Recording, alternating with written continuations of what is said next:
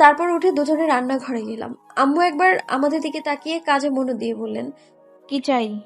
মানহা বেশ ভনিতা করে বলল, আন্টি, আসলে আমরা স্পেশালি আমি চাচ্ছি তনিমা আপুর বিয়েতে আমরা ডান্স পারফরমেন্স করব। ভালো কথা, করো। তনুমনুও আমার সাথে থাকো। আম্মু বক্সগুলোতে জোরে দুটো বাড়ি দিয়ে বলল, জানো তো মানহা, এভাবে ফ্রিডম দিয়েই ভুল করেছি। আরেক ছেলের বাসায় চলে গেছে এই মেয়ে।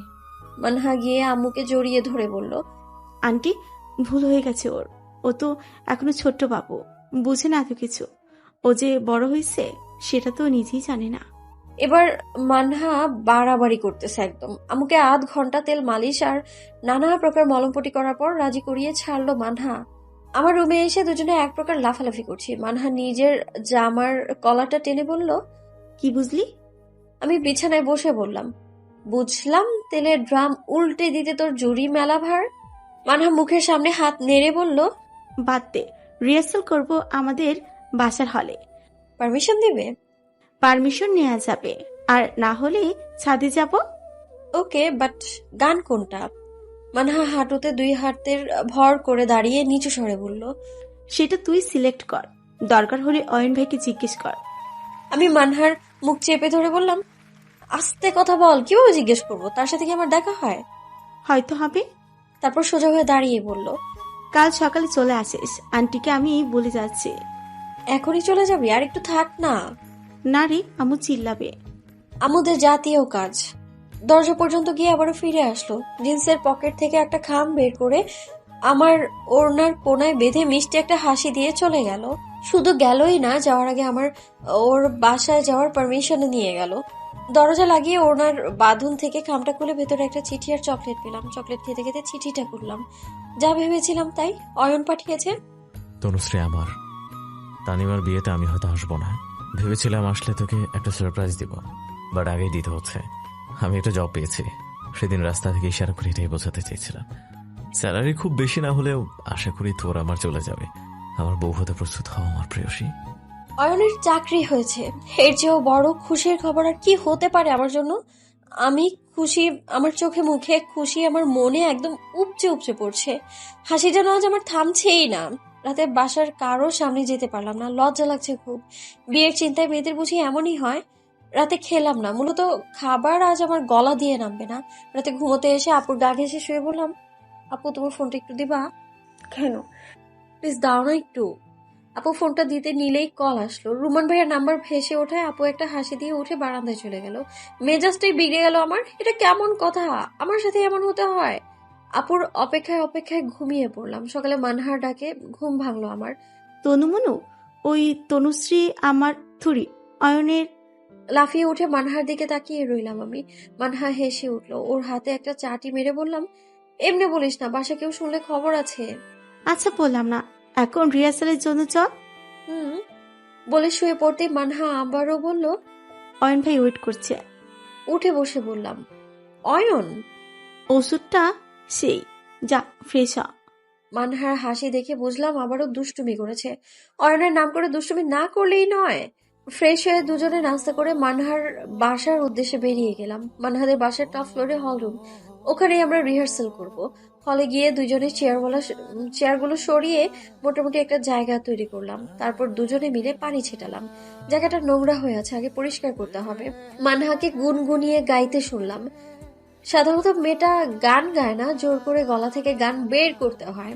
ভালো করে শুনলাম, স্বপ্ন তুমি। ইত্যাচার গাওয়া গান এটা। অবাক হয়ে বললাম, মানহা তুই গান গাইছিস? মানহা বড় বড় করে চোখ করে তাকিয়ে বলল, ওই নতুন শুনলাম তাই আর কি। কি বলি বলতো, নতুন প্রেমে এমন হয়। নতুন প্রেম? তুই আবার কোথায় ক্রাশ খেলি?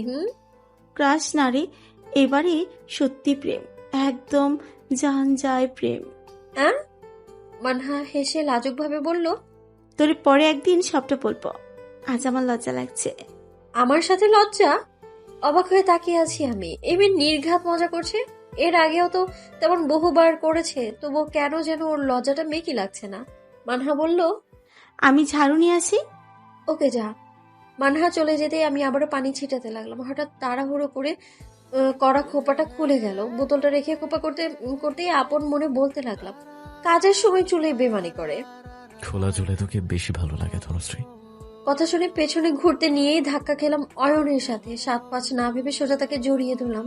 অয়নও শক্ত করে আমার বাহু ডোরে নিয়ে নিল। তার বুকে মাথা রেখে বললাম, জব পেয়েছো তুমি?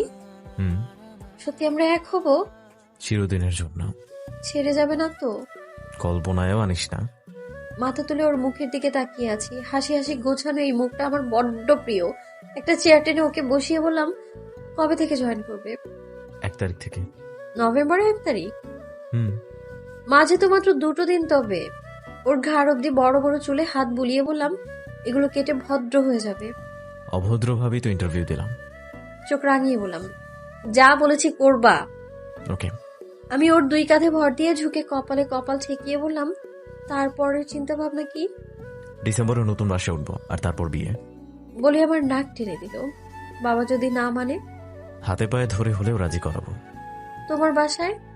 মনে হয় সমস্যা হবে না। না হলেই ভালো। মানহা দরজার কাছে এসে একটা কাশি দিল। দুজনেই সরে গেলাম। মানহা হেলে দুলে ভেতরে এসে ঝাড়ুটা ফেলে বলল, অয়ন ভাই, অয়ন ভ্রু উঁচিয়ে বলল। কি? মানহা হাত বাড়িয়ে বলল, আমার চকলেট। অয়ন পকেট থেকে 2টা চকলেট বের করে মানহাকে ধরিয়ে দিল। মানহা আমার দিকে তাকিয়ে বলল, চোখ কুচকে গেল কেন রে ও তনু মনু?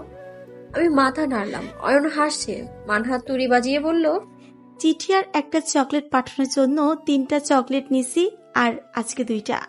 আমি দুজনের মাঝে কাজ করতেছি, তাই এগুলো আমার ফে। আমি চশমা ঠেলে বললাম, এটাকে ঘুষি বলে। অয়ন এবারে শব্দ করে হেসে বলল, আচ্ছা আমরা যাই, তুমি কাজ করো মানহা। কাজ করো মানে? কোথায় যাবে তোমরা? অয়ন আমাকে কাছে টেনে নিয়ে বলল। সেটা আমাদের ব্যক্তিগত বিষয়। দুজনে হল থেকে বেরিয়ে আসলাম। পেছনে মানহার চেঁচামেচি শুনতে পাচ্ছি। তুই আসবি না রে তনু মনু, তোর প্রেম আমি বের করব। এই জন্যই ব্রেকআপ করায় ফ্রেন্ডরা ব্যাটা পেয়েই আমি পর হয়ে গেলাম। দুজনেই হাসতেছি ওর কথা শুনে। সিঁড়িতে এসে বসলাম। আমি তার থেকে 2 ধাপ নিচে বসেছি। অয়ন আমার এলোমেলো চুলগুলো গুছিয়ে নিয়ে বেনুনি পাকাতে শুরু করে। ও মা, কি করছো অয়ন? বেনি করছি। খোলা চুলেই না আমার ভালো লাগে? হ্যাঁ, কিন্তু এখন খোলা থাকলে সিঁড়ির ময়লা চুলে লাগবে। আমি হেসে বললাম, আচ্ছা করো তবে। অফিস কোথায় তোমার? এয়ারপোর্ট। এখান থেকে রেগুলার এয়ারপোর্টে গিয়ে অফিস করবে? হুম। বিনুনি শেষ করে অয়ন এসে আমার গা ঘেঁষে বসে বলল, ডিসেম্বরে বাসা নিলে আব্বু আম্মু বাসায় আসবে, তবে আমি চাচ্ছি তার আগেই ওনাদের সাথে তোর কথা বলিয়ে দিব। আমি বেনিটা দেখছিলাম। ওর দিকে তাকিয়ে বললাম, ওনারা তো আমাকে দেখেছে, কথাও হয়েছে, আর নতুন কি? আমার থুতনিতে হাত দিয়ে বলল, তখন তার পুত্রবধূর চোখে দেখেনি নিশ্চয়ই। চোখ নামিয়ে নিলাম। অয়ন আমার পাশে এসে বসে 2 গালে হাত দিয়ে মুখটা তুলে বলল, আজ কই তবে? আবার কখন দেখা হবে? হবে কখনো। অয়ন উঠে দাঁড়ালে আমি ওর হাত ধরে বললাম, বিয়েতে আসবে? একেবারে তোকে নিতে আসবো, তার আগে নয়। আমি উঠে দাঁড়িয়ে বললাম, নিচু হও, না হলে আমায় একটু উঁচু করো। কেন? হ্যাঁ করো তো আগে। অয়ন একটু নিচু হয়ে বলল। কি? আমি ওর কপালে চুম্বন করে বললাম, এবার যাও, বর বেশে সুন্দর হয়ে এসো। আসবো। অয়ন কয়েক মুহূর্ত আমার দিকে তাকিয়ে থেকে চলে গেল। মানহা এসে বলল, চল রেডি, চল। ওকে। হলরুমে যেতেই মানহা বলল, তোকে একদিন শুধু সুযোগে পাই, কাঁচা চিবিয়ে খাবো। ওকে। ও ভ্রু উঁচিয়ে তাকিয়ে আছে। আমি মাথা নেড়ে কিছু বলার আগে মানহা বলল, জব পেয়েছে তাতে তুই যা খুশি হয়েছিস, বিয়ে করতে আসলে না জ্ঞান হারিয়ে ফেলিস। আমি হাত নেড়ে বললাম, ধুর কি যে বলিস। দুজনে ইউটিউব থেকে নানা স্টেপের নাচ দেখছি। গান সিলেক্ট হলো, নাচ অনুশীলন হলো। আমাদের সাথে আরো 4 জন ফ্রেন্ড যোগ দিল। তবে মনে শুধু একটা আক্ষেপ রইল, অয়ন তো বিয়েতে আসবে না। তবে আমার নাচ কার জন্য হবে? 2 দিন আমার অপেক্ষায় কেটে গেল। আজ নভেম্বরের 1লা দিন। ঘড়িতে ভোর 6টা। সারা রাত ঘুমাইনি, তবুও আমি এখনো নির্ঘুম হয়ে ছটফট করছি। ফোনটা কেঁপে উঠতে আমার বুকটাও ধপ করে উঠলো। স্ক্রিনে অয়নের নাম্বার দেখে আলতো হেসে কেটে দিয়ে বারান্দায় গেলাম। অয়ন নিচে দাঁড়িয়ে আছে। অফিসের প্রথম দিন যাওয়ার আগে দেখা করতে চেয়েছিল। আমি ওকে থাকতে ইশারা করে নিচে নেমে এলাম। সাথে আনলাম ছোট্ট একটা টিফিন বক্স। ওর হাতে ধরিয়ে টেনে বাসা থেকে একটু দূরে এনে বললাম, তোমার প্রথম দিনের টিফিন। নাইস। টিফিন বক্সটা ব্যাগে ঢুকিয়ে বলল, কে বানিয়েছে? আর কে? আমি। বাহ। আমি ওকে ভালো করে দেখলাম। সাদা শার্ট, কালো ফর্মাল প্যান্ট, চুলগুলো ভালো মতো ছোট্ট করে কেটেছে। শার্টের উপরের বোতাম লাগাতে লাগাতে বললাম, গোছানো পরিপাটি লাগছে। কাছে এসে নাকে নাক ঘেঁষে বলল, তোকে তো এলোমেলো লাগছে। আমি ঘুমাইনি সারা রাত। অয়নের কপাল কুঁচকে গেল, বলল, কেন, বাসায় কোনো সমস্যা? আরে না, এক্সাইটমেন্টে। কপালের চুলগুলো সরিয়ে কানের পেছনে গুজে দিয়ে বলল, জব আমার আর এক্সাইটমেন্ট তোর। আচ্ছা আমি যাই, লেট হয়ে যাবে। বাই। অয়ন চলে গেল। রাস্তার অপর পাশে গিয়ে আবার ফিরে তাকালো। আমি হাত নেড়ে বিদায় জানালাম। আবার কবে দেখা হবে কে জানে, তবু এই বিদায় খুশি থাকে। ৩রা নভেম্বরের সকাল। আজকে আপুর গায়ে হলুদ হবে, তাই ভোরই বাড়িটা রমরমা সাজে সেজে উঠল। বাসার গ্যারেজে অনুষ্ঠান হবে, সেই দিকে সাজসজ্জার কাজ চলছে। গতকালকে সব আত্মীয় স্বজন চলে এসেছে। সারা বাড়ি ভর্তি মানুষ, বসা শোয়া সবকিছুতেই সমস্যা হচ্ছিল। সব সমস্যার মাঝেও একটা আনন্দ আছে, যে আপুর বিয়ে। তানিমা আপু সব মেয়ে কাজিনরা আমরা একসাথে ঘুমিয়েছিলাম। সকালে ফ্রেশ হয়ে নাস্তা সেরেই মেহেদি হাত দিতে বসলাম হাতে। তারপর আপুর ফ্রেন্ডরাও সকাল সকালে এসে হাজির হয়েছে। 2 হাত ভরে মেহেদি দিয়ে বারান্দায় গিয়ে দাঁড়ালাম। অথয়াপুর মেহেদি সন্ধ্যার কথা মনে পড়ছে। এভাবে কয়েদিদের মতো দাঁড়িয়েছিলাম আমি, আর অয়ন আমায় ধরে নিয়ে গিয়েছিল ডাইনিং এ। হঠাৎ করে পেছন থেকে কেউ বলল, কিরে তনবি, শেষে আমার ভাইকে কাবু করেই দিলি। পেছন ফিরে অথই আপুকে দেখে এক প্রকার ঝাপটে ধরতে গেলে আপু আমার হাত ধরে বলল, আস্তে, লিফটে যাবে। আমি হেসে সরে আসলাম। কেমন আছো আপু? ভালো আছি, তোর কি খবর? এই তো ভালো। আপু আমার গা ঘেঁষে দাঁড়িয়ে বলল, ভাইয়া তোকে পছন্দ করে তনবু। কে বলেছে? ভাইয়াই বলেছে, জব পেয়েই আমাকে জানিয়ে দিয়েছে। আমি লাজুক হাসলাম। অথই আপু বলল, আমি কিন্তু আসতে চাইনি, শুধুমাত্র আমার এক এবং একমাত্র ভাবিটাকে দেখতে এসেছি। আপুর মুখোমুখি রেলিং এ হেলান দিয়ে দাঁড়িয়ে বললাম, আসতে চাওনি কেন? আমি যে একা নই, তাই আসতে চাইনি। মানব ভাইয়াও আসবেন? মানাফ আসতে পারবে না, ও অফিসের কাজে আছে। ও, এই জন্যই আসতে চাওনি? আপু লাজুক হেসে বলল। আরে না, আসলে আমি প্রেগনেন্ট। লাফিয়ে উঠে আপুর গালে একটা চুমু দিয়ে বললাম, আমি খালামণি হব, ইয়ে। হুম, মামি হবেন। কথাটা বলে আপু চলে গেল। আমি হঠাৎ করেই থমকে দাঁড়ালাম। মিসেস আয়মান রহমান হব আমি, সবাইকে নিশ্চিত? আমি তো বাবাকে নিয়ে ভয় পাচ্ছি। সারাদিন ব্যস্ততায় কাটলো। এটা ওর ওটা সবটাই আমি দেখছি। বিকালে জাহানারা আন্টি আর আনোয়ার আঙ্কেল এলেন। আম্মু আন্টির সাথে কথা বলছে ঠিকই, কিন্তু একটু দূরত্ব রেখে। এখন আর নতুন কোনো ঝামেলা না হোক। সন্ধ্যায় হলুদের অনুষ্ঠান শুরু হলো। বাসন্তী রঙের শাড়ি পরেছি। মানহা সাহায্য করলো শাড়ি পরতে। তারপর আমি মানহাকে শাড়ি পরিয়ে দিচ্ছি। তনুমনু, তুই সিঙ্গার ইয়াত্তাজা রহমানকে চিনিস? ইতাজা? হ্যাঁ চিনি তো। মানহার শাড়ির কুচি ঠিক করছি। মানহা নিচু হয়ে বলল, ওনার একটা গান আছে না, পৃথিবী যাক জেনে আমি পড়েছি প্রেমে। হুম। প্রেমে পড়ার পর থেকে ওটাই আমার মনে বাজছে। আমি উঠে দাঁড়িয়ে কোমরে হাত দিয়ে বললাম, কিন্তু তুই ঠিক কার গলায় ঝুলেছিস বলতো? মানহা মুখের সামনে তুড়ি বাজিয়ে বলল। সেটা সারপ্রাইজ, সময় মতো পেয়ে যাবে। মানহা বেরিয়ে গেল। আমি অবাক চোখে তাকিয়ে বললাম, সবাই আমাকে সারপ্রাইজে দেয়, এখন নাকি মানহাও দেবে? মানহাকে নিয়ে খুব একটা ভাবলাম না। ছোটবেলা থেকে এর ক্রাশ খেয়ে বেড়ানোর স্বভাব আছে এরকম। বলা যায় ওর প্রধান খাবারই হচ্ছে ক্রাশ। আপুকে নিয়ে অনুষ্ঠান স্থানে গেলাম। ঠিক যা যা থাকলে হলুদের অনুষ্ঠান পূর্ণতা পায় সবটাই আছে। একটা স্টেজে আপুকে বসানো হয়েছে, ঠিক তার উল্টো দিকে আরেকটা স্টেজ, ওখানেই হবে নাচ গান। সবই পূর্ণ, অপূর্ণতা শুধু আমার বেলাই। অয়ন নেই, সে আসবে না হয়তো এখনো অফিসে। আজ বৃহস্পতিবার, অফিস থাকাটাই স্বাভাবিক। বাবা সকাল থেকে অনেক কাজ করছে। এ বয়সে এত কাজে উনি ক্লান্ত।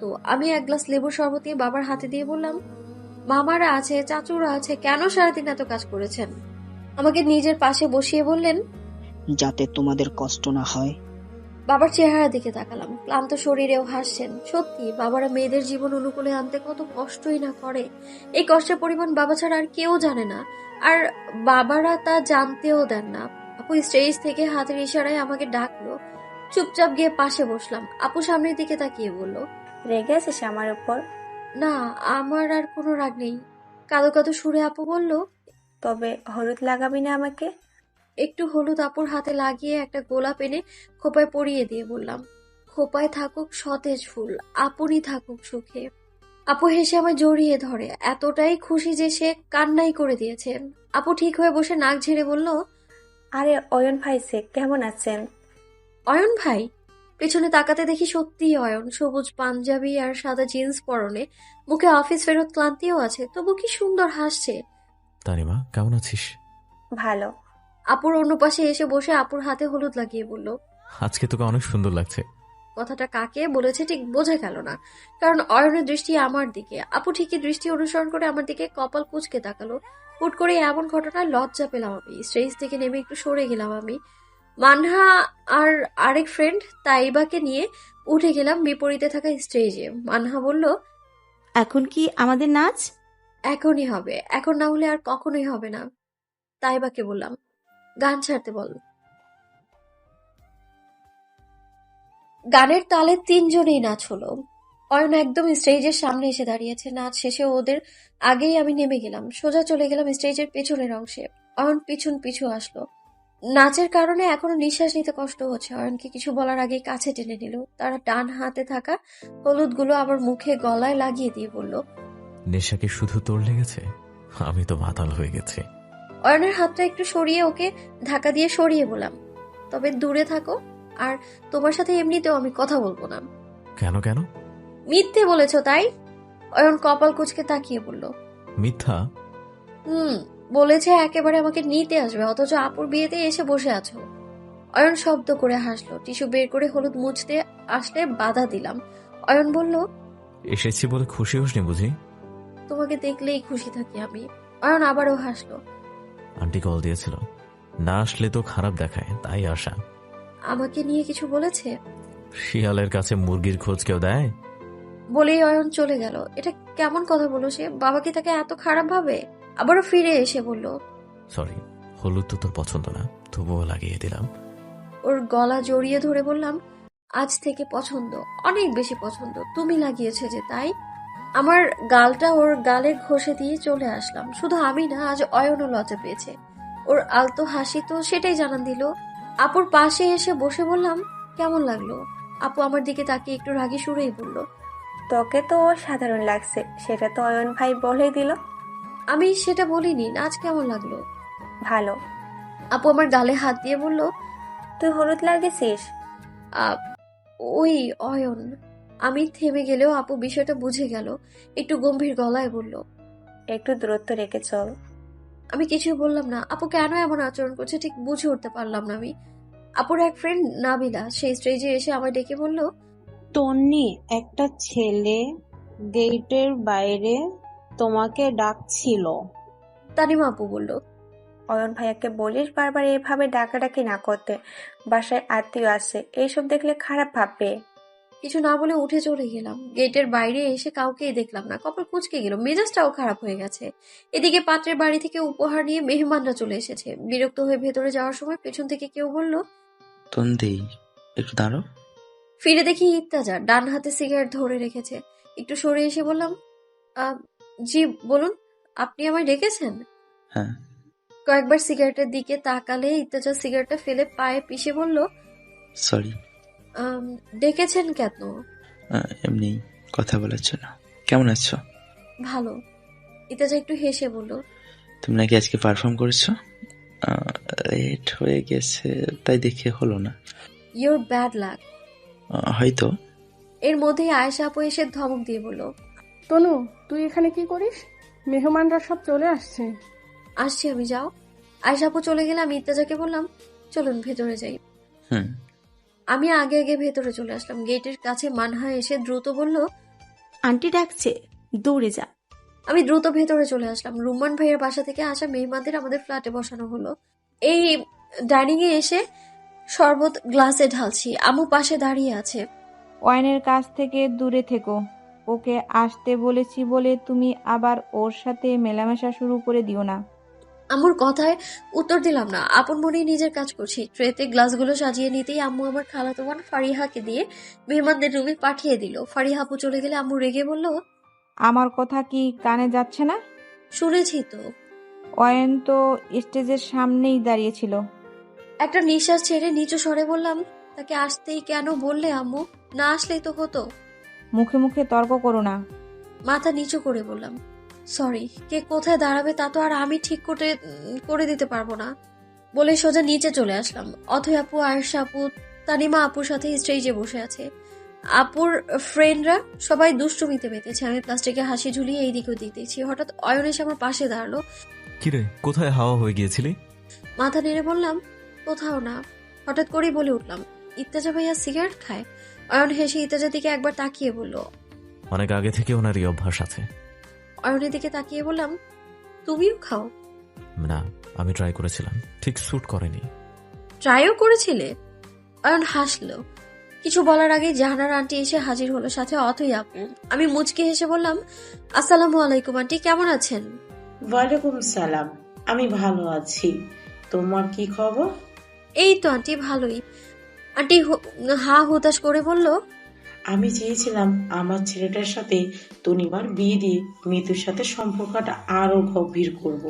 তার আগেই তনিমার বিয়ের খবর পেলাম। যাক, আল্লাহ যার তাকদিরে যাকে রেখেছে। অথৈ আপু অয়নের হাত ধরে দাঁড়িয়ে বলল, আম্মু আন্টির কিন্তু 2 মেয়ে, ছোট মেয়েও তো কোনো দিকে কম না।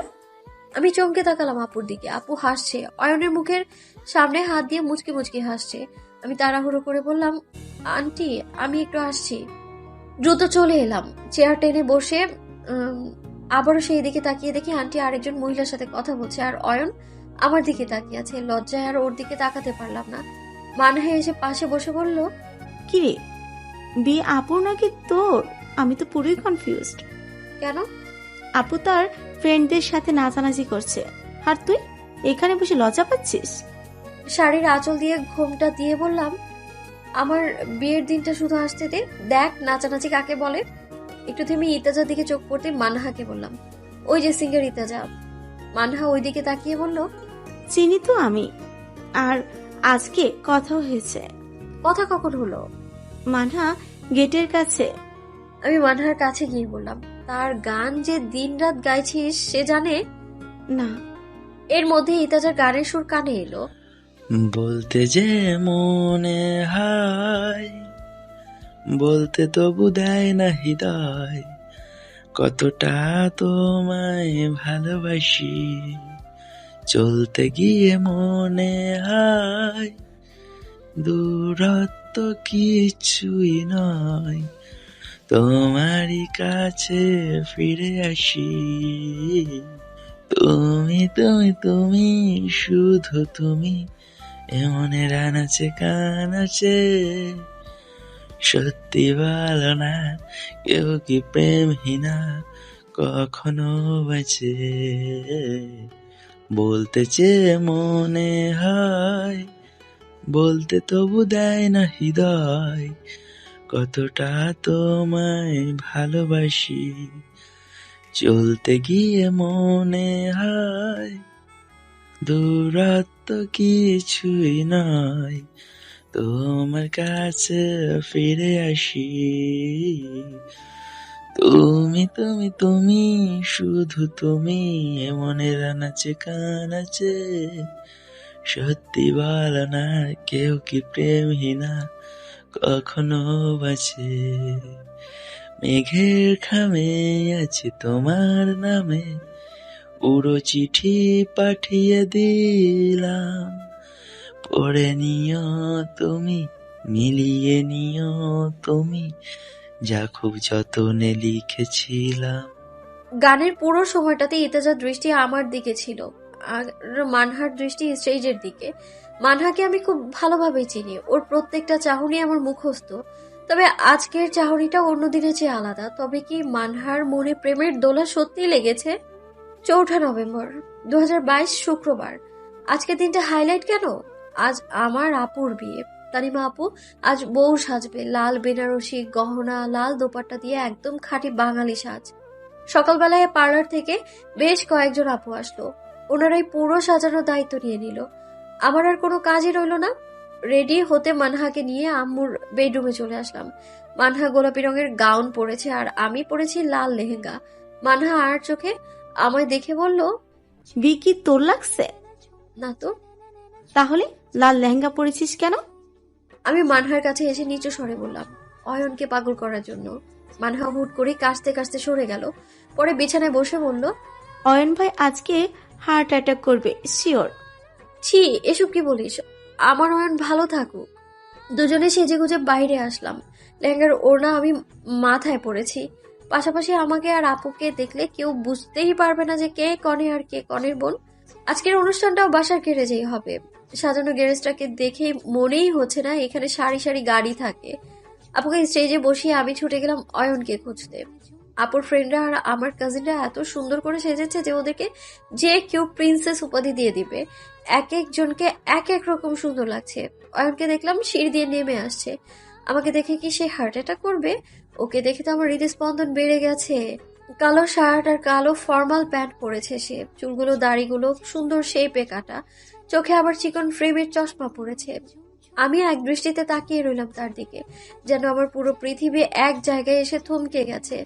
আমার সামনে এসে দাঁড়িয়ে এমন এক হাসি দিল যে হুট করেই দু একটা হার্টবিট মিস করেও টের পেলাম না। কেমন লাগছে তনুশ্রী? সে সামনে আসতেই একটা মিষ্টি পারফিউমের ঘ্রাণ নাকে এলো। আমি কিছু না বলে চলে গেলাম। এখানে আর কিছুক্ষণ থাকলে আমার নিশ্চিত মৃত্যু। বাসা থেকে বেরিয়ে একদম মেইন রাস্তার কাছে চলে আসলাম। অয়ন দ্রুত গতিতে আমার কাছে এসে বলল, কিরে, মন খারাপ? তার দিকে ফিরে চুপচাপ তাকিয়ে আছি। অয়ন আমার দৃষ্টি অনুসরণ করে চেষ্টা করলো। অয়ন! হঠাৎ ডাকে চমকে উঠে বললাম। আমি একটু সরে গিয়ে মাথা নিচু করে ফেললাম। ওর দিকে তাকালে তাকাতেই ইচ্ছে করছে, না তাকালেও তার চেহারাটা চোখে ভাসছে। কতটা অস্বস্তিতে আছি আমি কেবল আমিই জানি। অয়ন হয়তো আমার অস্বস্তিটুকু বুঝেছে। সে বসে বলল, বিয়ে হয় 8 ঘন্টায় 1 ঘন্টায়, আর অনুষ্ঠান হয় 2-3 দিন ধরে। আমি হেসে উঠলাম। অয়নের বিরক্তি প্রকাশে বললাম, ভালো হয়নি কি? এই যে বিয়েতে এত সুন্দরী আছে। So what? আমার সুন্দরী তো পুরো সুন্দরবন হয়ে গেছে। চোখ মুখ কুচকে বললাম, সুন্দরবন হয়ে গেছে মানে কি বোঝাতে চাইলে? মানে যা বুঝিস তাই। রাগে গিরগির করে চলে গেলাম আপুর কাছে। আমার রাগী ভাব দেখে আপু বলল, কি হয়েছে রে? প্রশংসা করার অনেক ওয়ে আছে, বাট হোয়াট অ্যাবাউট সুন্দরবন? কপাল কুচকে বলল, বুঝলাম না। আমাকে সুন্দরবন বলেছে। ওয়েট, এটা কি প্রশংসা আদৌ? আপু হেসে দিল। সাথে থাকা আপুর বান্ধবীর দল সবগুলো একসাথে হো হো করে হেসে উঠল। রাগ দেখিয়ে বললাম, সব শিয়ালের এক একটা ডাক, হুক্কা হুয়া। ফিরতে নিয়েই মানহার সাথে ধাক্কা লাগলো। এতক্ষণও আমার পেছনে দাঁড়িয়ে কথা শুনছিল। মানহা হেসে বলল, ওহো, সুন্দরবন। এই আসলো আরেকজন, সারাদিন আমার থেকে দূরে দূরে। মানহা চুল ঠিক করতে করতে বলল, কে কার থেকে দূরে থাকে দেখা হয়েছে আমার। বাই দ্য ওয়ে, আমাদের পারফরমেন্স কি অনুষ্ঠানের শেষে হবে? না তো। সাউন্ড বক্সে গান থামিয়ে আমাদের নাচের অ্যানাউন্সমেন্ট করা হলো। অয়ন ভেতরে এসে আপুর এক পাশে গিয়ে বসলো। আমি ভাব নিয়ে স্টেজে উঠে গেলাম। আমি আর মানহা দুজনে একসাথে নাচবো। মিউজিক বেজে উঠলো। আমি স্টেজ থেকে নেমে আপুর অন্য পাশে গিয়ে বসলাম। মানহা এসে বলল, অয়ন ভাই, কি? আমার এই সুইট কিউট তনুমনুটাকে নাকি কেউ সুন্দরবন বলেছে, এটা কি ঠিক? অয়ন মুখ টিপে হেসে বলল, না, একদম ঠিক না, খুব অন্যায়। সেটা তো আমিও বলছি। অয়ন আমার দিকে তাকিয়ে বলল, আঙ্কেলকে বলি একবারে 2 মেয়ের বিয়ে দিতে, খরচও কমবে আর কষ্টও কম হবে। বলো কি? আপু চোখ রাঙিয়ে তাকিয়ে আছে। আপুকে একটা পাত্তা দিলাম না খুব একটা। আমি উঠে দাঁড়িয়ে রাগ দেখিয়ে বললাম, আমি ছাদে যাচ্ছি, কেউ গেলে আসতে পারে। আমি গিয়ে লিফটে উঠলাম। দরজা বন্ধ হওয়ার আগেই অয়ন এসে পা দিল। সে ভেতরে ঢুকতেই আমি সরে দাঁড়ালাম। জাস্ট কবুল বলার দূরত্ব তনুশ্রী। চোখ মুখ কুচকে দাঁত খিচিয়ে বললাম, দাঁড়িয়ে দাঁড়িয়ে তবে কবুল বলো। অয়ন আমার সামনে এসে দাঁড়ালো। অপলক দৃষ্টিতে তাকিয়ে রইল আমার দিকে। আমি ছটফট করছি না, কথাও বলছি না। অনুভূতি শূন্য হয়ে আমি শুধু চাচ্ছি সময় থেমে যাক। অয়ন এভাবেই আমার কাছাকাছি থাকুক। টপ ফ্লোরে এসে লিফট খুললো। অয়ন বেরিয়ে গেল। বড় বড় দুটো নিঃশ্বাস নিয়ে আমিও বেরিয়ে গেলাম। ছাদে গিয়ে বললাম, রাতে কোথায় ছিলে? আমি বাসায় চলে গিয়েছিলাম। আব্বু আর আমি আমার বাসায় ছিলাম। আর আন্টি? এখানে। কেন, তুই টের পাসনি? আসলে ক্লান্ত ছিলাম, তাই ঘুমিয়ে পড়েছিলাম। আমি ছাদের একটা গাছ থেকে একটু একটু করে পাতা ছিঁড়ছি। অয়ন পেছন থেকে আমার মাথার ওড়নাটা ফেলে দিয়ে বলল, পাগল করার অনেক উপায় ছিল, কিন্তু এটাই কেন বেছে নিলি? আমি হাসছি। এই হাসি সে দেখবে না। পেছন থেকে জড়িয়ে ধরে কাঁধে মাথা রেখে বলল, চুপ করে থাকলে হবে? বলতে হবে তো, কেন আমার দিনটা এলোমেলো করে দিলি? ওর দিকে ফিরে বললাম, যাতে চলে গেলেও ফিরে আসো, এভাবে পিছু টান থাকে। অয়ন হাসলো, ওর শার্টের কলার ধরে কাছে এনে বললাম, আই লাভ ইউ টু। শেষে কলার ধরে আই লাভ ইউ। ধাক্কা দিয়ে সরিয়ে বললাম, আমি ইউনিক কিছু পছন্দ করি। অন্যদিকে চলে গেলাম, পেছন থেকে ডাকলো, তনুশ্রী। ফিরে দাঁড়িয়ে বললাম, কি? অয়ন এগিয়ে আসলো, হাঁটু গেড়ে বসে পকেট থেকে একটা রিং বের করে বলল, আমার প্রেমিকা থেকে স্ত্রীতে প্রমোশন নিবা। এই ছেলে নির্ঘাত আমার মন পড়তে পারে। ঠিক যা যা আমার স্বপ্ন সব সে বাস্তব করে দিচ্ছে। মাথা নেড়ে বললাম, খুশি খুশি, তোমার মিসেস হতে রাজি আমি। আংটিটা আমার বাম হাতের অনামিকা আঙুলে পরিয়ে দিল। উঠে দুপায়ে এগিয়ে দূরে গিয়ে দাঁড়িয়ে 2 হাত মেলে দিয়ে বলল, কাম হিয়ার। হ্যাঁ, আমার সেই কল্পনা আজ সত্যি হলো। সিনেমাটিক অ্যাকশনে আজ অয়ন আমায় প্রপোজ করেছে। অয়নকে জড়িয়ে ধরে বললাম, মন পড়েছে বুঝি? চুপ থাক, কিছু শোনার চেষ্টা কর। নীরব হয়ে গেলাম, চোখ বন্ধ করে শোনার চেষ্টা করছি। এখনো সূর্য মামা মাথার উপরে আসেনি, হয়তো সকাল 11টা বাজে। এখনই মনে হচ্ছে মধ্যরাত। আমাদের আশেপাশে কেউ নেই, পাখিরা নীড়ে ফিরেছে, ঝিঝি পোকা আজ রাগ করেছে, ব্যাঙেরা আজ বৈঠক করছে না, সবাই যেন একেবারে থেমে গেছে। অথয়াপুর মেহেন্দি সন্ধ্যা বা কুমিল্লার কাটানো সেই সন্ধ্যার পর আজ আবারও শুনতে পাচ্ছি তার বুকের বাম পাশের পাঁজরের ভেতর বাজতে থাকা নিরবচ্ছিন্ন ঢিপ ঢিপ শব্দটা। আজ তো আমাকে কোলে নিয়ে এসে হাঁটছে না, তবে আজ কেন তার হৃৎপিণ্ড এত জোরে কাঁপছে? এই লাভডাবের সমীকরণ মেলাতে মেলাতে সময় কেটে গেল। আমার ফোন বেজে ওঠে, চমকে উঠে দুজনেই সরে গেলাম। মানহা কল করেছে, রিসিভ করলাম। তনুমনু, তাড়াতাড়ি আয়, বর চলে আসবে এক্ষুনি। আসছি। ফোন রেখে আর চোখে তাকিয়ে অয়নকে বললাম, নিচে যাব। চলো। অয়ন যেতে পা বাড়ালে বাধা দিয়ে বললাম, ওয়েট। কি? অয়নের চশমাটা খুলে বললাম, এটা কোন ঢঙে পড়েছো? সকাল থেকে মাথা ব্যথা করছে তাই। তবে পড়ো। ওর চুলগুলো এলোমেলো করে শার্টের উপরের আরো একটা বোতাম খুলে দিয়ে বললাম, হাতা ফোল্ড করো। ভালো লাগছে না আমাকে? যা বলছি করো না। অয়ন হাতা ফোল্ড করলো। আমি যেতে যেতে বলল, ভালো লাগছিল, আমি দেখেছি, ব্যাস আর কাউকে দেখাতে হবে না। জেলাস? কপাল কুঁচকে তাকাতেই অয়ন বলল, ওকে ওকে। আমি নিচে চলে আসলাম। কিছুক্ষণের মধ্যে বর আসলো। সকলের সাথে আমিও গেট আটকে দাঁড়ালাম। রুমান ভাইকে আজ কেমন যেন লাগছে, যেন বেচারা ভয় পাচ্ছে। সোনালী রঙের শেরওয়ানি পরেছে, সাজগোজও করেছে বোধ হয়, কিন্তু তার চেহারা দেখে আমার হাসি পেল। মেহমানদের মধ্যে ইত্তাজার বাবা মানে অয়নের বড় চাচাকে দেখলাম। যদিও ওনাকে আমি আগে দেখিনি, তবে ইত্তাজার মা শারমিন আন্টির পাশে আর কোনো পুরুষ হওয়ার কথা না। ওনার সাথে কথা বলতে ইচ্ছে হলো। আসসালামু আলাইকুম আঙ্কেল। ইত্তাজার বাবা আমায় ভালো করে দেখে বললেন, ওয়ালাইকুম আসসালাম। আমি তন্নিমাপুর ছোট বোন। ওহো, তুমি? মাশাআল্লাহ, বসো এখানে। এমন ভাবে তুমি বললো যেন আমাকে উনি কত চেনেন। বিষয়টাতে মাথা না ঘামিয়ে বললাম, না আঙ্কেল থাক, আপনারা শরবত দিয়েছেন? হ্যাঁ, নিয়েছি। আচ্ছা আঙ্কেল, আমি আসছি। চলে আসতে নিলে উনি বলল, আনোয়ারা ছেলে এখানে কেন এসেছে? আমি অয়নের দিকে তাকিয়ে বললাম, আনোয়ার আঙ্কেল আর জাহানার আন্টিও এসেছেন, ওনারা আমাদের পূর্ব পরিচিত। উনি কিছু না বলে মাথা নাড়লেন। অয়নও ওনার দিকে তাকিয়ে আছে। আমি অয়নের কাছে গিয়ে বললাম, তোমার চাচা? কিভাবে চিনলি? তোমাদের বাসায় আন্টিকে দেখেছিলাম, তাই গেস করলাম আর কি। অয়ন কিছুক্ষণ ওনার দিকে তাকিয়ে চলে গেল। সময় এগিয়ে গেল। জুমার নামাজের পর বিয়ের আনুষ্ঠানিকতা শেষ হলো। আড়ম্বর করে বিয়ের পর কনে বিদায়ের সময় টের পেলাম, এ শুধু আমার আপু যাচ্ছেন, আমার দ্বিতীয় মা চলে যাচ্ছে। আপুর সাথে রাগ করে থাকলেও এখন কষ্টটা বেড়ে গেল। আপুকে ছাড়া ছোটবেলা থেকে একা কখনো থাকিনি, অভ্যাস নেই বললেই চলে। সেই আপুর চলে যাওয়াটা আনন্দের হবে না, এটাই স্বাভাবিক। বাবা একটু দূরে গিয়ে দাঁড়িয়ে আছে, হয়তো এখানে থাকলে উনিও কান্না করবেন। আম্মু ঠিক বলেছিল, মেয়ের বিয়ে সহজ কথা না। শেষবারের মতো আমার জড়িয়ে ধরে বলল, কাঁদিস না। আর একটা কথা জেনে রাখ, বাবাকে কখনো কষ্ট দিস না বোন। কিছুই বললাম না। সব সময় আপুকে চলে যেতে বললেও আজ আর বলতে পারলাম না। আজ না বলতেই আপু চলে গেল। কিছু দূর গিয়ে গাড়ি থামিয়ে আমায় ডাকলো। আমি দৌড়ে যেতে আপু বের হয়ে আমার 2 গালে 2টো চুমু দিয়ে বলল, বড় হয়েছিস, এখন আর আগলে রাখতে পারবো না, নিজের ভালো মন্দ বুঝে কাজ করিস। আপু চোখ মুছে দিয়ে সে গাড়িতে উঠে গেল। রুমান ভাইয়া বলল, বাই বাই তন্নি, ভালো থেকো। বাই ভাইয়া। বাসায় চলে আসলাম। বাবা গেটের কাছে এসে আমায় এগিয়ে নিয়ে গেল। অয়ন নেই এখানে, সে কি চলে গেছে? আমার সাথে দেখা না করেই চলে গেল সে? কিছুক্ষণ পর মানহা চলে যাওয়ার সময় আমার কাছে এসে বলল, তনুমনু, অয়ন ভাইয়ের পছন্দ কিন্তু ভালো। মানে? মানহা মুচকি হেসে হাতের আংটির দিকে ইশারা করে বলল, মানিয়েছে ভালো, ভাবছি একটা নতুন সিনেমা বানাবো। আমাকে জিজ্ঞেস করেছিল তোর ইচ্ছা সম্পর্কে, আমি এটাই বলছি। বুঝলাম এই মেয়ে অয়নকে এসব বুদ্ধি দিয়েছে, না হলে আমার ইচ্ছেগুলো অয়ন কিভাবে জানলো? আমি হাসলাম।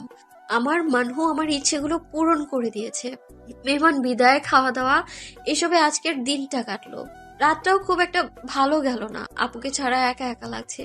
ওঠার ঝগড়া আর খুনসুটি আর ফিরে আসবে না। প্রায় 1 সপ্তাহ হয়ে গেল শুধু ঘর গুছিয়ে আগের চেহারায় ফেরাতে।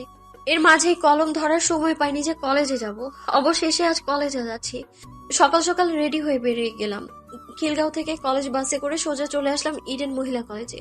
ক্লাস শেষ হলো 12টায়। বাইরে এসে ক্যাম্পাসে একা একা ঘুরে বেড়াচ্ছি আর একটা এটা ওটার ছবি তুলছি। এমন সময় অয়ন কল দিল। রিসিভ করলাম। অয়ন, কেমন আছিস? ঠিক আছি। অয়ন একটু সময় নিয়ে বলল, আমি আসলে কল দিয়েছিলাম একটা জরুরি কথা বলতে। তো টাইম হবে? ওমা, এভাবে বলছো কেন তুমি? বলো তুমি। আমি তোকে নিয়ে গাজীপুর যেতে চাচ্ছি, যেতে পারবি? কাছে বন্দি পাখিটা জানা ঝাপটাতে শুরু করলো। মুখ বন্ধ হয়ে গেল বুঝি, কোনো কথাই আসছে না। আম্মুর সাথে কথা বলবো বিয়ের ব্যাপারে, তুইও উপস্থিত থাকবি। আমার নীরবতা সে চিন্তিত হলো। তনুশ্রী, তুই যেতে পারবি? বাসায় কি বলবো? অয়ন একটু ভেবে বলল, কিছু একটা বলে দিস। ভেবে চিনতে বাসায় এসে জানালাম আমার ডিপার্টমেন্ট থেকে শুক্রবার সকালে ঢাকার বাইরে ট্যুরে যাবে। আমি একটু নারাজ থাকলেও বাবা ঠিকই রাজি হলো। আগামী শুক্রবার সকালে গাজীপুর যাওয়ার দিনক্ষণ ঠিক হলো। অপেক্ষায় দিন কাটছে। বৃহস্পতিবার খুব ভোরে অয়নের কল পেলাম। ফোনের রিং শুনে ঘুম থেকে উঠে দেখি ভোর 4:30। তাড়াহুড়ো করে রিসিভ করতেই অয়ন নিষ্প্রাণ কণ্ঠে বলল, তনুশ্রী, আব্বু অসুস্থ, হাসপাতালে ভর্তি, স্ট্রোক করেছেন। লাফিয়ে উঠে বললাম, অয়ন কি বলছো তুমি? কোথায় তুমি? হাসপাতালে যাচ্ছি, দোয়া করিস। কলটা কেটে গেল। তার বাবা অসুস্থ, কথা বলার অবস্থায় নেই সে।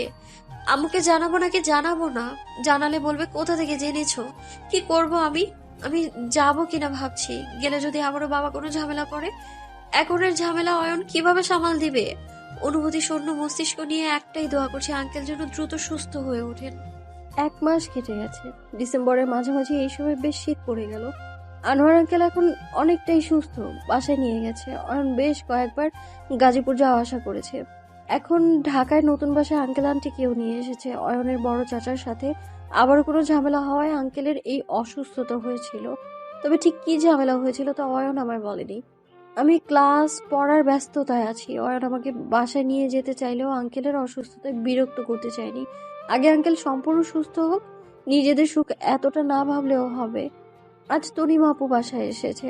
বাসায় বেশ ভালো আয়োজন করা হলো। রাতে রুম্মান ভাইয়া আসবে, নতুন জামাই বলে কথা, আয়োজন তো করতেই হবে। দুপুরে খাওয়া দাওয়ার পর আপুর সাথে বারান্দায় গল্প করছি। বিয়ের প্রথম মাস কিভাবে কাটছে এটাই ছিল আপুর গল্পের মুখ্য বিষয়। এর মধ্যে এক অদ্ভুত কথা বলল আপু। আপু কিন্তু এখন তোর বিয়ে নিয়ে ভাবছে। আর চোখে একবার তাকিয়ে বললাম, তো এত আকাম করছো তাই তোমাকে তাড়াতাড়ি বিদায় করবে, না হলে তুমি মান সম্মান রাখবে না। আমি হেসে কিছু বলতে যাবো এমন সময় অয়নের কল আসলো। তনুশ্রী, জি। কি করিস? এই তো আপু আসছে বাসায়, কথা বলি। কালকে আমি তোর বাসায় আসবো। কথাটা হঠাৎ করে আমার কানে বাড়ি খেলো। অয়ন আবারও বলল, আব্বু আম্মু রাজি আছে, কালকে বিকালে আঙ্কেলের অফিসে যাব। কেন? কথা বলতে। ভুল আমাদের হয়েছে, ক্ষমা তো চাইতেই হবে। রাতে তোদের বাসায় যাব। আপুর দিকে তাকিয়ে দেখি সে আমার দিকে জিজ্ঞাসা দৃষ্টিতে তাকিয়ে আছে। আমি উঠে রুমে চলে আসলাম। অয়নকে বললাম, বাবা যদি আসতে নিষেধ করে? কথা বলার জন্য আসতেই হবে, সেটা ওনার ইচ্ছা থাকুক বা না থাকুক। রাখছি, আমি অফিসে আছি। অয়ন কলটা রেখে দিল।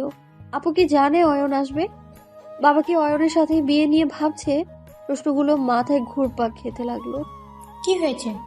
আপুর প্রশ্নে স্বাভাবিকভাবেই বললাম, নাথিং। কে ছিল? অয়ন ভাই? না।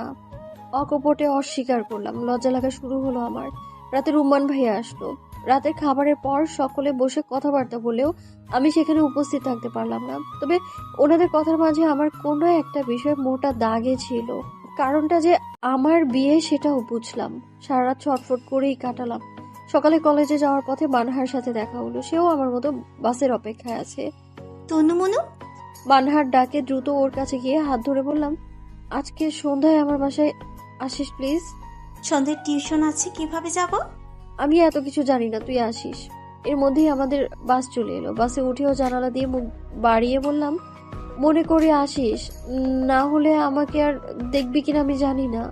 কলেজে ক্লাসে মনোযোগ বসলো না, ল্যাব হলো, কি যে করালো কিছুই দেখা হলো না। মন মস্তিষ্কে আজকে সন্ধ্যা ছাড়া আর কিছুই নেই। 3:30টায় বাসায় ফিরলাম। রাস্তায় আজ খুব জ্যাম ছিল। বাসায় এসে রুমান ভাইয়ার দেখা পেলাম না। অফিস থাকায় সকালেই চলে গেছে। গোসল শেষে খাওয়া দাওয়া করে বিছানা নিলাম। ফোন হাতে নিয়ে দেখি মানহা প্রায় 27 বার কল দিয়েছে, হোয়াটসঅ্যাপে 50 ঊর্ধ্ব মেসেজ। আমার কথায় বেচারির অবস্থা যায়, ও যে আসবে সে ব্যাপারে আমি 100% নিশ্চিত।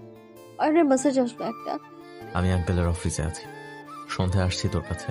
ব্যাস আমার হৃদস্পন্দন বেড়ে গেল, মস্তিষ্ক হলো চঞ্চল। এই এক অদ্ভুত অনুভূতি, ভালো মন্দ মিলিয়ে আমি যে আর আমার মাঝেই নেই। 6টার দিকে মানহা এসে হাজির। আপুর সাথে কুশল বিনিময় করেই আমার রুমে এসে বলল, কি সব বলছিলি সকালে? আমি ওর মুখ চেপে ধরে বললাম, শান্ত হ, জাস্ট তোকে বাসায় আনার জন্য বলেছি। মানে কি? কেন? অয়ন আসছে ওর বাবা মাকে নিয়ে। সত্যি? আর বাবা মেনে নিয়েছে বলেই মনে হলো। মানহা কিছু বলার আগেই কলিং বেল বাজলো। আমি দৌড়ে গিয়ে দরজা খুলে দিলাম। বাবা এসেছে। এত তাড়াতাড়ি অফিস থেকে ফিরেছে মানে কোনো ঘটনা আছে। বাবা সোফায় বসে মোজা খুলছে। আমি এক গ্লাস শরবত এনে সামনে টেবিলে রাখলাম। বাবা আর চোখে একবার তাকালো, আর কোনো কথা না বলে সোজা চলে গেল রুমে। শরবতটুকু পড়েই রইলো। মানহা এসে কানের কাছে বলল, কি ব্যাপার? বাবার রুমের দরজার দিকে তাকিয়ে বললাম, বুঝতে পারছি না। আপু আমার রুমের কাছে থেকে বলল, কি হয়েছে? আমি কিছু বললাম না। কি যে হচ্ছে তা আমি নিজেও জানি না। 7:30 বেজে গেল। অয়নের কোনো খোঁজ খবর নেই, না কল রিসিভ করছে আর না কোনো মেসেজ দেখছে। তবেও আমি অয়নের আশায় অপেক্ষায় আছি। আমি সুতির একটা 3 পিস পরেছি, মুখে হালকা মেকআপও লাগিয়েছি। আপু আর মানহা শুধু আমায় দেখেই যাচ্ছে, যেন তাদেরকে দর্শক হিসেবে আমন্ত্রণ করেছি আমি। বাবা নাস্তা সেরে ড্রয়িং রুমে বসে টিভি দেখছে। আমি পর্দা সরিয়ে কিছুক্ষণ পর পর বাবাকে দেখছি। কি বলেছে অয়ন? আদৌ কি বাবা ক্ষমা করেছে আমাদের?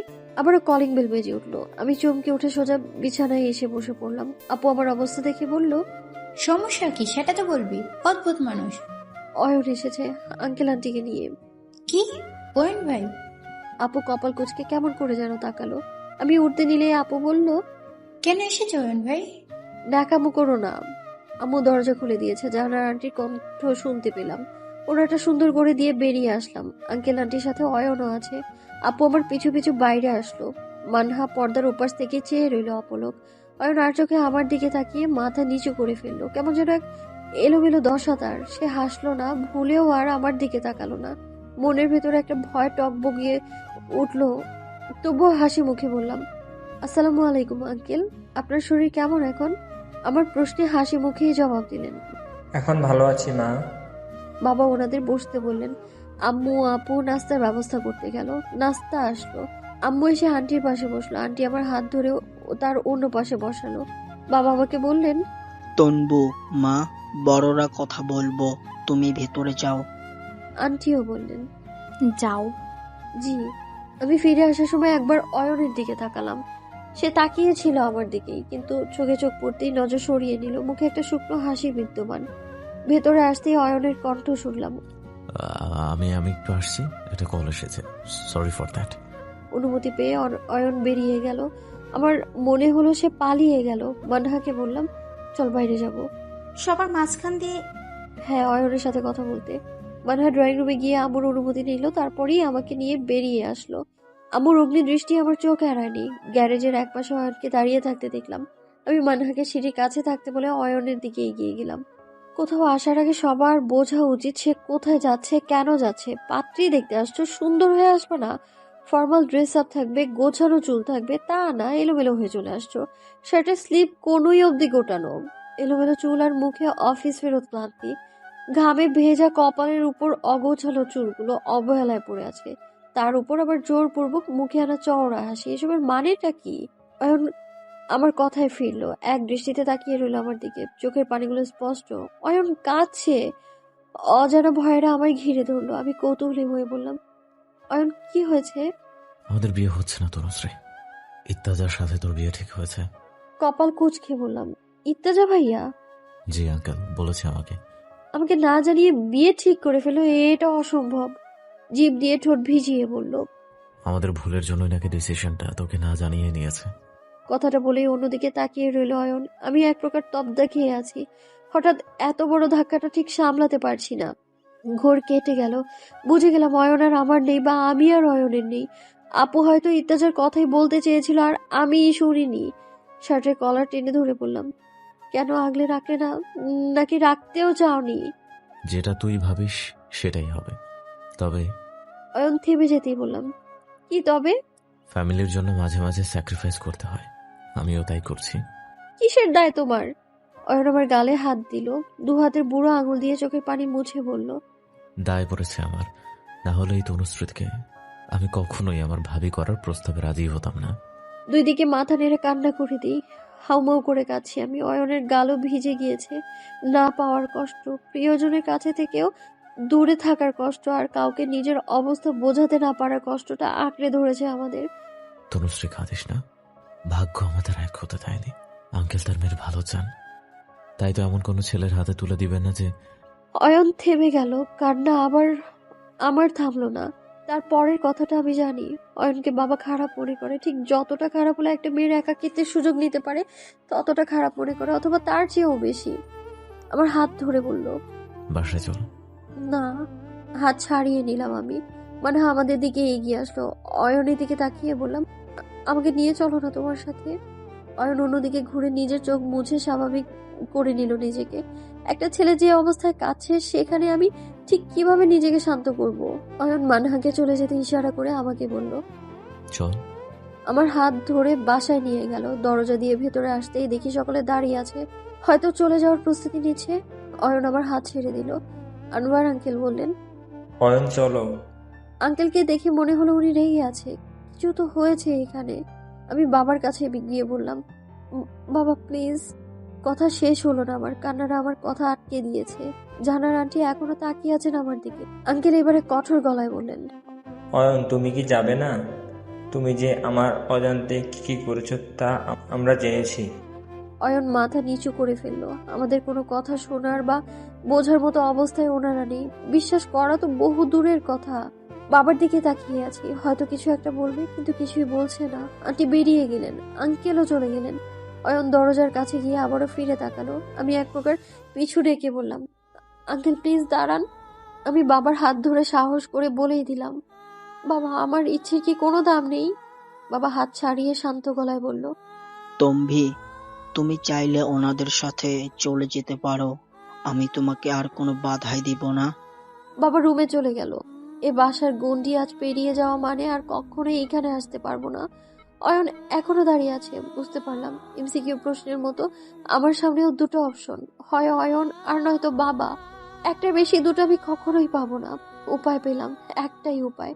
আমি যদি না থাকি তবে আর কোনো সমস্যাই বোধহয় হবে না। সকালেই থাকুক, তাতে ইগো নিয়ে। অয়নের দিকে একবার তাকিয়ে রুমে এসে দরজাটা লাগিয়ে দিলাম। বেশ জোরে শব্দ হলো। বাইরে থেকে অয়নের চিৎকার শুনলাম, তনু ভুল করিস না। এবার আর সে বলল না সব ঠিক হয়ে যাবে, কারণ কিছুই আর ঠিক হবার নয়। ঘন্টা খানেক পার হলো। নিজেকে শেষ করা এতটাও সহজ নয় যে চাইলেই পারবো। এতটা সাহস হলো না আমার। শেষবারের মতো বাবার সাথে কথা বলবো, এটাই সিদ্ধান্ত আমার। কান্না করে বা দুর্বল হয়ে কিছুই হবে না।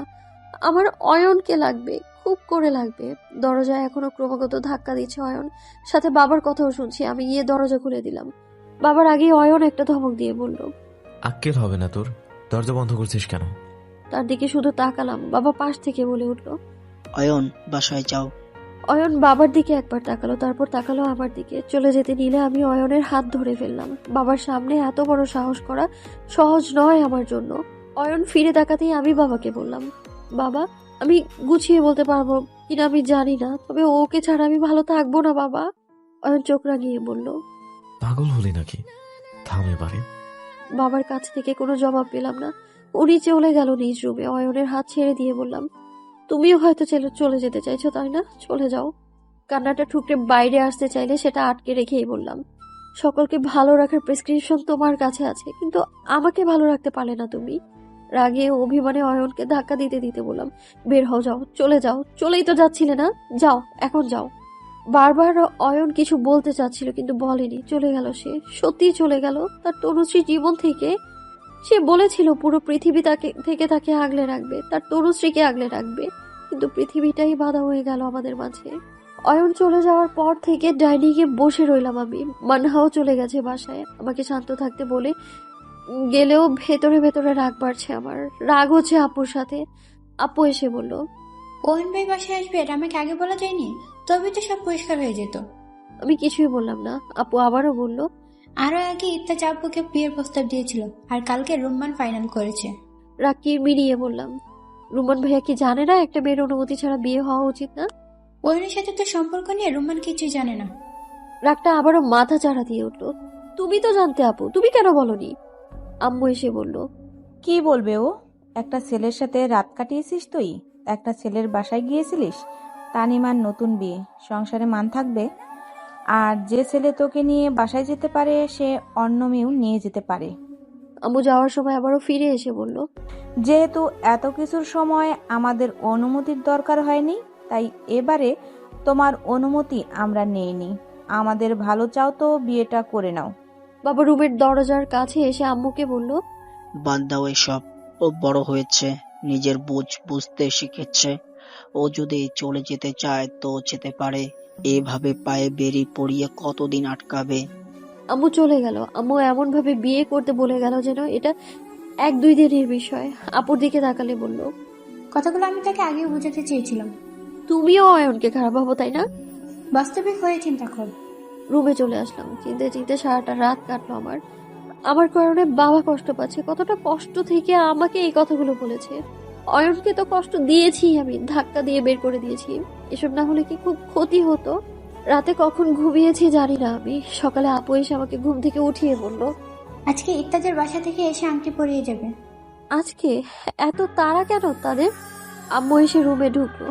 রোমান চায় তাই তারা। আমি চেঁচিয়ে উঠে বললাম, রুম্মান আর রুম্মান, বাসা কি একজনের কথাই মূল্য আছে? আম্মু স্বাভাবিকভাবে বলল, হ্যাঁ আছে, রুম গুছিয়ে রাখিস। এখন নাস্তা বানাও তো, যাও। আপু মাথা নেড়ে সম্মতি জানিয়ে বেরিয়ে গেল। আপু চলে যেতে আম্মু এসে আমাকে বসিয়ে শান্ত গলায় বলল, রুমান তানিমার হাজবেন্ড। এ বাসায় ওর অপমান হলে ও বাসায় তানিমার উপর কোন ঝড় বয়ে যাবে আল্লাহ জানে। তানিমাকে দেখতে আসার কয়েকদিন পরই ইত্তেজা তোমার আব্বুর সাথে কথা বলেছে। শুধু ইত্তেজা না, রুমানও বলেছে। না বলার উপায় সব সময় থাকে না, বোঝার চেষ্টা করো। তোমার জন্য তানিমা কষ্ট পাবে সারা জীবন। অবাক চোখে তাকিয়ে আছি আমি। আপুর কষ্ট চোখে পড়ছে, অথচ আমার কথা দিব্যি ভুলে গেল। এই আমি নাকি তাদের আদরের মেয়ে? আজ ইত্তেজার বাবা মা আসবে, তৈরি থেকো। আর ইত্তেজার সামনে অয়ন বা তার ফ্যামিলি নিয়ে কোনো কথাই বলবে না। অয়ন সবটা জানে আর মেনেও নিয়েছে। অয়ন যে কোনো পরিস্থিতিতে মেনে নিয়েছে তা আমি জানি। ইত্তেজার বাবা আর আঙ্কেলের সম্পর্ক নিয়ে বাসার কেউ না জানলেও আমি তো জানি। তুমি মেনে নাও সবটা। আম্মু বেরিয়ে গেল। আমি এখন স্থির দৃষ্টিতে চেয়ে আছি। ছোটবেলা থেকেই আদরে আগলে বড় করা এই মানুষগুলো আজ আপুর ভালোর জন্য আমাকে স্যাক্রিফাইস করতে বলছে। কিছুক্ষণ পর আপু রুমে এসে বলল, খেতে আই। আমি উঠে দাঁড়িয়ে বললাম, সকলকে ভালো রাখার দায়িত্ব পড়েছে আমার উপর। খাবার কি হজম হবে আর? তবুও খেতে যেতে হলো। কারোর সাথে কোনো কথাই বলিনি সারাদিন। অয়নকেও কল দেইনি। আমি বারবার বেহায়ার মতো কাছে আসবো বলা অয়নও আর কল দেয়নি আমায়। আজকেও সন্ধ্যায় অফিস থেকে বাবা তাড়াতাড়ি বাসায় ফিরে এলো। আজকে আবারও শরবত এনে বাবার হাতে দিয়ে সামনে বসে পড়লাম। বাবা তাকাতেই বললাম, ইত্তেজাকে বিয়ে করে নিলে খুশি হবে খুব। বাবা কিছু বললেন না। আমি আবারও বললাম, আপনাদের কারো কথার কোনো দ্বিমত করব না আমি। আপনারা আমার ভালোই চাইবেন। বাবা চেয়ে রইলেন আমার দিকে। আমি আর কথা না বাড়িয়ে রুমে চলে আসলাম। দরজা লাগিয়ে গিয়ে বিছানায় রাখা শাড়িটার দিকে তাকিয়ে আছি। আমি জানি বাবা কখনোই সিনেমার মতো বলবে না বিয়ে করে নাও, তাহলে আমার মরা মুখ দেখবে। তবে আমার ভুল সিদ্ধান্ত সত্যিই বাবার মৃত্যুর কারণ হবে। সি ব্লু রঙের শাড়িটা আজ পরতে হবে, কিন্তু আজ আর অয়ন আমায় লজ্জা দেবে না, অপলক তাকিয়ে থাকবে না আমার দিকে। রাত 8টায় ইত্তেজা ও তার পরিবার আসলো বাসায়। সাথে রুম্মান ভাইয়াও এসেছে। শাড়ি পরেছি, সেজেছি আমি। ইত্তেজার মা শারমিন আন্টি আম্মুর সাথে এটা ওটা নিয়ে কথা বলছেন। আমাকে বিশেষিত করে দেখার মতো কিছুই নেই। কথা হলো আংটি পরানো হলো, বিয়ের তারিখ ঠিক করার কথায় আমি জানালাম আমি সেকেন্ড ইউনিভার্সিটিতে ভর্তি পরীক্ষা দিব। ভর্তি পরীক্ষার আগে বিয়ে হোক এটা আমি চাই না। বাবা মত দিলেন আমার কথায়, ইত্তেজাও রাজি হলো। ইত্তেজার বাবা একটু নাখোশ হলো বলেই মনে হলো। বিমানটা চলে যেতেই মানহাকে কল দিলাম। 2 বার 3 বার 4 বারে সে রিসিভ করলো। মানহা, আজকে বাসায় আসলি না যে? ও কিছুই বলছে না। আমি শান্তভাবে বললাম, মানহু। হু হু করে কেঁদে উঠলো মানহা। আমি চমকে গেলাম। এখন তো আমার কান্না করার কথা, অথচ মানহা কাছে। ব্যস্ত হয়ে উঠলাম আমি। মানহু, কি হয়েছে বল না। মানহা নাক ঝেড়ে বলল, জীবন থমকে গেছে আমার। হে মানহা সারা জীবনে কাউকে ভালোবাসিনি, ভালোবাসে কি তাই তো বুঝিনি আমি। অথচ আজ যখন সে চলে গেল তখন বুঝলাম ভালোবাসতাম আমি ওকে। কে সে? মানহা উত্তর দিল না। কল কেটে গেল। কয়েকবার কল দিলেও রিসিভ করলো না। আমার জীবনের ঝড়ের কথাটাও বলা হলো না। সময় পেরিয়ে গেল। 1 দিন 2 দিন করে পুরো 1 মাস। নতুন বছর চলে আসলো, কিন্তু আমার জীবনে নতুন গল্প আর আসলো না। মানহাও যোগাযোগ কমিয়ে দিয়েছে, কিন্তু ও আমাকে একেবারে ছাড়েনি। প্রতিদিন নিয়ম করে কল দেয়। ওর মনের সেই ব্যক্তিকে আজও লুকিয়ে রেখেছে, তাই আমিও আর জোর করিনি। আর রইল অয়ন। সেদিনের পর না দেখা আর না কথা। তাকে ধাক্কা দিয়ে বের করে দিয়েছিলাম। সে কি আদৌ আর কোনো কথা বলবে আমার সাথে? কল দিয়েছিল কিনা জানি না, কারণ আমার ফোন বদলানোর নাম করে সিমও পাল্টে দিয়েছে আপু। আমি তো নিজের প্রতি ঘৃণার লজ্জা থেকে কলই দেইনি। সকালে নাস্তা না করেই বাসা থেকে বেরিয়ে গেলাম। কলেজের ক্লাসও আজ তাড়াতাড়ি শেষ হয়ে গেল। শাহবাগের দিকে এসেছি। শুধুই নিজেকে ব্যস্ত রাখার বৃথা চেষ্টা করছি আমি। হঠাৎ রাস্তার অপর পাশে অয়নকে দেখলাম। সে আমায় দেখেনি, কাঁধে ব্যাগ, ইউনিভার্সিটিতে এসেছিল বোধহয়। আমি দাঁড়িয়ে পড়লাম। এত গাড়ি আর এত মানুষের মাঝে আমাকে আলাদা করে নোটিস করবে বলে তো মনে হয় না। রাস্তা পার হয়ে অয়নের কাছে যাব, আমি কথা বলবো ওর সাথে। কতদিন পর দেখছি ওকে আমি। পাগলের মতো দৌড়ে রাস্তার প্রায় মাঝে চলে গেছি। অপর পাশ থেকে গাড়ি আসছিল। অয়ন হাত ধরে একটানে সরিয়ে নিল। দুজনের নিঃশ্বাসটুকু কয়েক সেকেন্ডের জন্য মিলে গেল। পরক্ষণেই অয়ন সরে গেল। জোরপূর্বক হেসে বলল, তনুশ্রী, এখানে তুই? কথা কোনো পার্থক্য নেই। আগের মতোই তনুশ্রী বলেই ডাকলো। ঠিক প্রথম দিনের মতোই আছে সে। অভিমান নেই, রাগ নেই, বিরক্তি নেই। আমি ভার্সিটি আসছিলাম, ল্যাব ছিল। আমি হাঁটতে শুরু করলাম। অয়ন আমার পাশাপাশি এসে হাঁটছে। আমি বললাম, একটু বদলে যাওনি? অয়ন হাসলো। এমন ভাবে বললি যেন তুই খুব বদলে গেছিস। এখনো তো রাস্তা বেরোতে পারিস না। আমাকে মনে পড়ে? ভুলিনি তো। অয়নের দিকে তাকালাম। আমার হাত ধরে একটু দ্রুত হাঁটতে শুরু করলো। আজ অফিস নেই? হাফ ডে ছুটি নিয়েছি। কিসের ল্যাব করছো? মাস্টার্সের। ও। কিছুক্ষণ পর অয়নের হাঁটার গতি ধীর হলো। আমি ইত্তাজা বড় চাচার ছেলে বলেই আম্মু আর এসবে জড়াতে চাচ্ছে না। আব্বুকেও জড়াতে দিচ্ছে না। বড় চাচার খারাপ আচরণ সহ্য করতে না পেরে আব্বু স্ট্রোক করেছিল। আর ঝামেলা হোক আম্মু চায় না। ইত্তাজা তোর আমার সম্পর্কে কিছুই জানে না, জানাতেও চাই না। আর মাথা নিচু করে শুনছি আর হাঁটছি। সে আবারও বলল, ইত্তাজারও তো দোষ নাই। কখন কার জীবনে কাকে ভালো লাগবে বা কার জন্য অনুভূতি জন্ম নিবে তা তো আমরা নিজেরাও জানি না। অভিমানী সুরে বললাম, সত্যিটা কি চাপা থাকবে অয়ন? তুমিই বলো। যেদিন সত্যটা ইত্তেজা জানবে সেদিন কি বলবে? অয়ন কিছুই বলল না। আমি আবারও বললাম, অয়ন, রিসোর্টে সেই রাতে কি হয়েছিল তা আমি জানি, তুমি জানো। আমাদের মাঝে দূরত্ব ছিল। এই দুনিয়াকে তুমি এটা বিশ্বাস করাতে পারবে না। তনুশ্রী, বলিস না ওসব। একটু থেমে বলল, আর তোর আব্বু আম্মু তোর ভালোই চায়। ওনারা তোর জন্য বেস্টটাই দেখবে। সব দোষ তবে আমার? না, আমিও দোষী। আমি তো কুমিল্লা যাওয়ার বায়না ধরেছিলাম, থাকার বায়না করেছিলাম। সব দোষ তো তাহলে আমারই। অয়ন একটা রিক্সা ডাকলো। দুজনে উঠে বসলাম। খিলগাঁও পর্যন্ত যাবো একসাথে। আমাকে এক হাতে জড়িয়ে ধরে বলল, কারো কোনো দোষ নাই। ভুল আমরা করেছি, এজন্য সবাইকে দায়ী করতে পারবো না। ভুল করেছি? হুট করে মনে যে অনুভূতি এসেছিল তাকে প্রশ্রয় দিয়ে ভুল করেছি। ভালোবেসেই ভুল করেছি। এই প্রথম অয়নের মুখে এমন কথা শুনলাম। ভালোবেসে ভুল করেছি। সত্যি বলেছে, আসলেও ভুল করেছি। ভুল শুধরানোর উপায় একটাই তনুশ্রী। কি? আমাকে ছেড়ে দিয়ে অয়ন বলল, ইত্তাজাকে বিয়ে করে নে। সবাই ভালো থাকুক। স্বার্থপর হয়ে সুখী হব না। তোর সিদ্ধান্তটা আমি জেনেছি। ইত্তাজা আর তোর যে এনগেজমেন্ট হয়েছে তাও শুনেছি। ভালো থাকবে সবাই। আমি নিচু স্বরে বললাম, আর তুমি? আমি না হয় মন্টু মিয়া হয়ে কোনো আম্বিয়াকে খুঁজে নিব। তবে আমিও টুনি হয়ে মকবুলের মৃত্যু কামনা করব। অয়ন হেসে দিল। পাগলি আমার কথাটা বুকে তীরের মতো বিঁধল। আমি যে আর তার থাকবো না। আহত হরিণীর মতো ছটফট করছে আমার মনটা। কাদম্বরী হবি তুই আমার প্রতিটা নিঃশ্বাসে থাকবি তুই, আমার জীবনে থাকবি না কিন্তু মন থেকে মুছে যাবি না। অশ্রুধারা লুকাতে পারলাম না। অয়ন আমার চোখ মুছে দিয়ে বলল, আর কত কাঁদবি? যতদিন মৃত্যু না আসে। চেয়ে রইলাম তার মুখের দিকে। একটু কি রাগ করতে পারতো না আমার সাথে? একটু ধমক দিয়ে বলতে তো পারতো। সেদিন আমাকে কেন বের করে দিয়েছিলি? সেকেন্ড টাইম পরীক্ষা দিবি কেন? পাবলিকে পড়বো। আমার তো অন্য কিছু মনে হচ্ছে। এমন ইচ্ছা তো তোর ছিল না। অয়নের দিকে তাকিয়ে বললাম, শুনেছি অনেক পড়তে থাকলে আর রাত জাগলে মানুষ পাগল হয়ে যায় বা মরে যায়। আমিও তাই চাই। অয়ন আবারও হাসলো। তার হাসিগুলো দেখে আমার কষ্টের পরিমাণ বাড়তে থাকলো। এই হাসিতে সে নিজের অবস্থাটা লুকানোর চেষ্টা চালাচ্ছে। হয়তো সকলের সামনেই এভাবে হাসি খুশি থাকে সে। এসব কে বলে তোকে? পাবলিকে চান্স পেয়ে মিষ্টি হয়তো ভুলিস না। বিয়েতে আসবে? অয়নের হাসিটা মুছে গেল। অন্যদিকে তাকিয়ে রইল সে। ওর মুখটা আমার দিকে ঘুরিয়ে বললাম, একটু রাগ হলো না আমার প্রতি? অপেক্ষা করব বলেও অপেক্ষা করিনি। তোমাকে বের করে দিয়েছিলাম, অভিমান হয়নি? অনুভূতি শূন্য হয়ে গেছে আমি দেবশ্রী। দুজনে দুজনের চোখের দিকে তাকিয়ে আছি।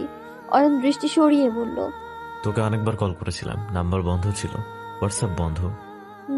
নাম্বার পাল্টানো হয়েছে। আমাকে কেন কল দিসনি?